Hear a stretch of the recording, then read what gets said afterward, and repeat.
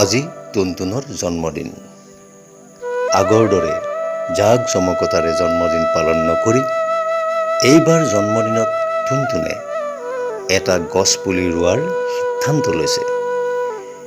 সেইবাবে ওচৰৰ ল'ৰা ছোৱালীকেইটাক লগত লৈ টুনটুন গৈছে গছপুলি ৰুবলৈ। সেউজী বননি, ধুনীয়া ধৰণী।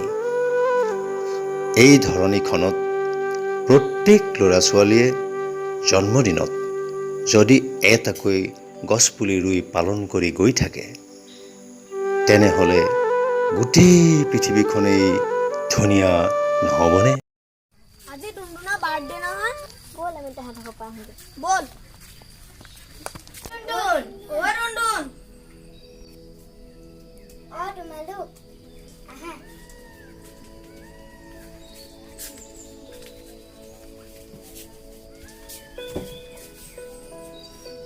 আজি মোৰ জন্মদিন নহয়, ব'লা পাপাই গছপুলি এটা আনি থৈছে, ৰুম গৈ ব'লা।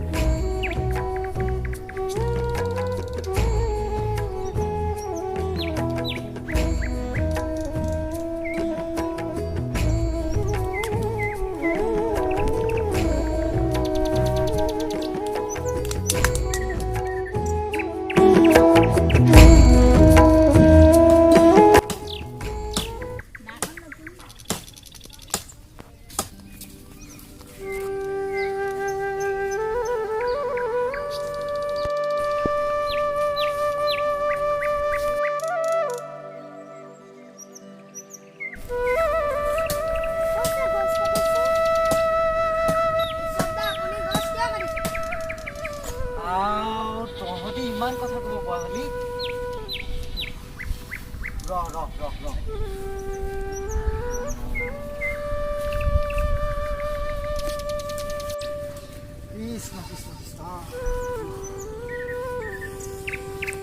বুজিছ, ঘৰত ভাত ৰান্ধিবলৈ খৰি নাই, সেইকাৰণে খৰি নিবলৈকে আহিছোঁ। তহঁতৰ দৰে আকৌ মোৰ গেছ লাইট নাই নহয়, সেইকাৰণে খৰি নিবলৈকে আহিছোঁ।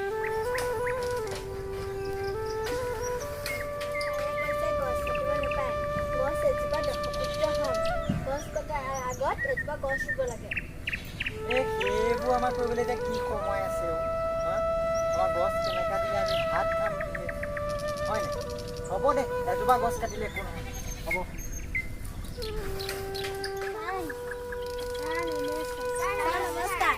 নমস্কাৰ নমস্কাৰ। এই কি কৰিছা তোমালোকে? ৰিতম দাই গছ কাটিছে, আমি ৰিতম দাক গছ কাটিবলৈ মানা কৰিছোঁ। হয় নেকি? ঠিকেই, গছ কটাটো মানা কৰিছা, ভাল কথা। শুনা, মই তোমালোকক কেইটামান কথা কওঁ গছৰ বিষয়ে। গছ আমাৰ পৰম বন্ধু, হয়নে? গছে আমাক বতাহ দিয়ে আৰু বায়ুৰ প্ৰদূষণ হ্ৰাস কৰে, বুজিছা?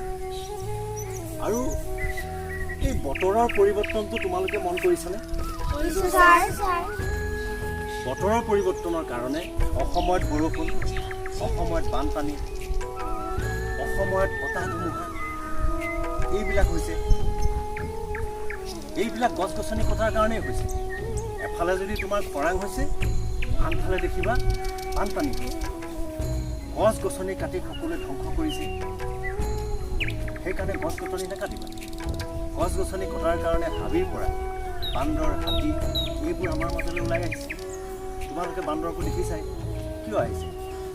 সিহঁতৰ মানুহৰ লগত সিহঁতৰ সংঘাত হৈছে, খাবলৈ নোপোৱা হৈছে।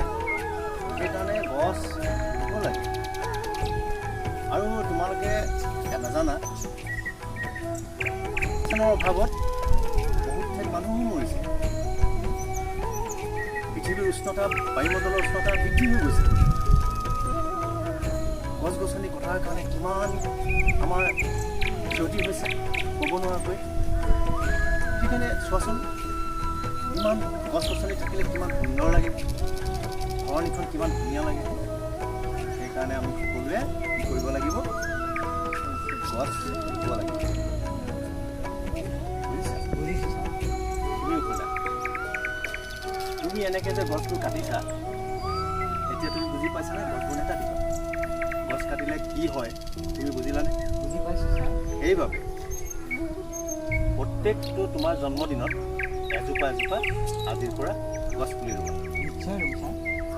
ঠিক আছে, এতিয়া তোমালোক থাকা, ভালকৈ পঢ়া শুনা কৰিবা দেই। থাকা দেই।